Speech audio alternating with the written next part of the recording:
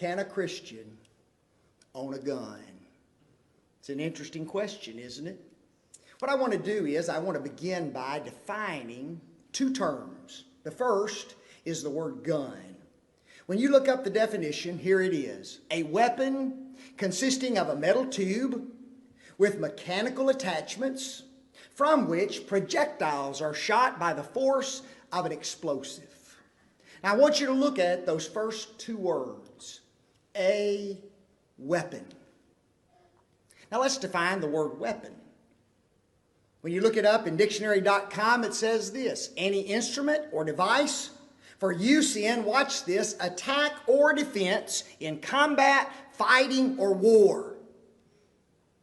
Now the very minute that you refer to a gun as a weapon, then there is immediately a negative connotation attached to that particular object, isn't it?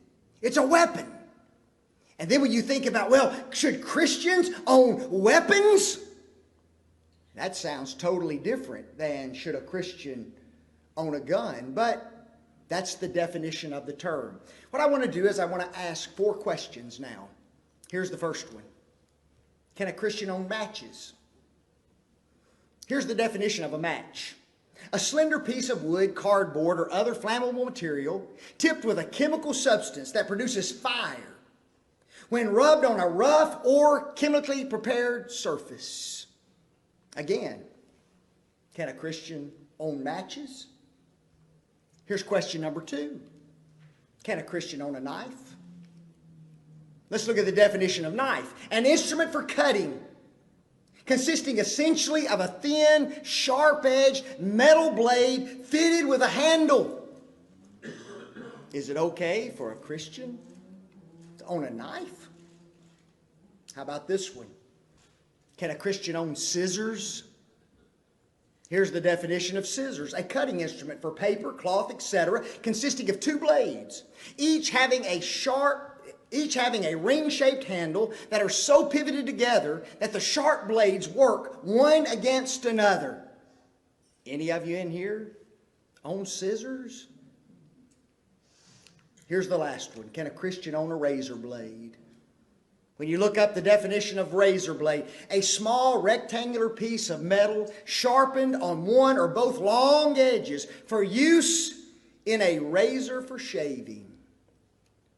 There is not a person in this audience who has a problem with matches, knives, scissors, or razor blades.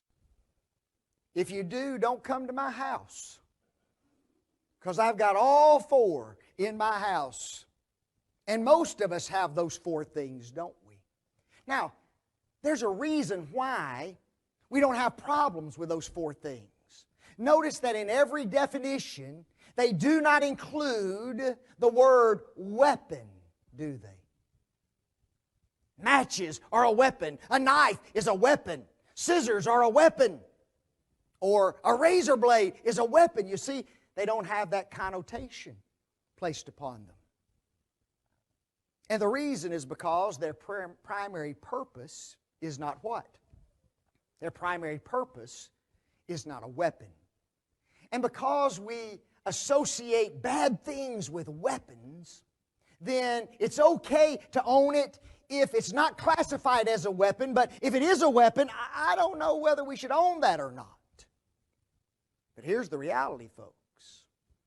All 4 of those things that we just mentioned can all be used and have been used as weapons against other people, haven't they?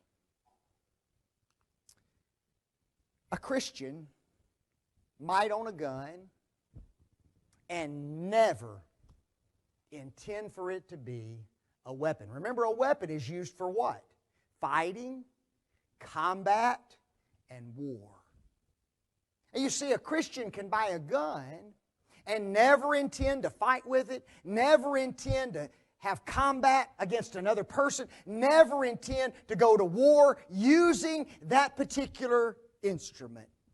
He could say this: my gun is my sporting equipment. Every sport has equipment, does it not? When I was a little kid, I used to play a little bit of baseball. I was halfway decent back then. Loved to play catch, was a catcher. And when you go out to the field, guess what you do? You carry your sporting equipment. Your bat, your gloves, your balls, the bases, all the stuff that's needed in order to play baseball. Equipment. You see, there are some individuals who use guns as sporting equipment, don't they? There are some individuals who do nothing more than target practice with guns. There are some individuals who love to skeet shoot with their guns. There are some individuals who just love to collect and trade guns. And then there are some individuals who love to hunt with their guns.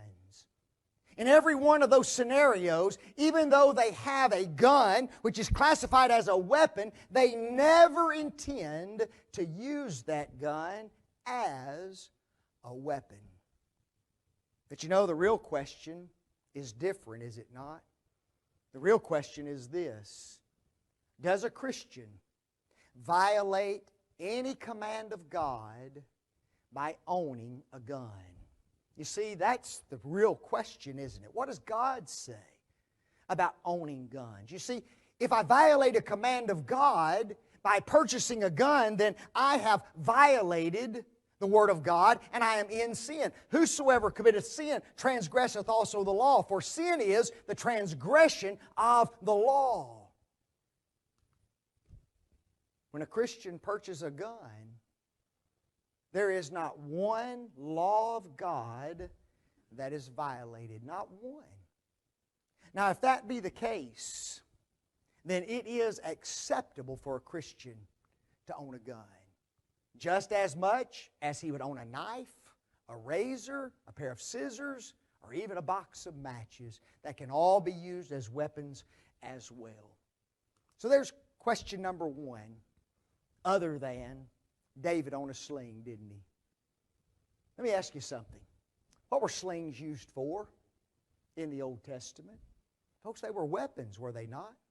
Just this morning we studied about David having that sling in his hand. It was something that he carried with him all the time. And it was a weapon. It was a weapon against a bear. It was a weapon against a lion. And it could also be used as a weapon against a mean giant by the name of Goliath. Here's a man of God carrying around a weapon.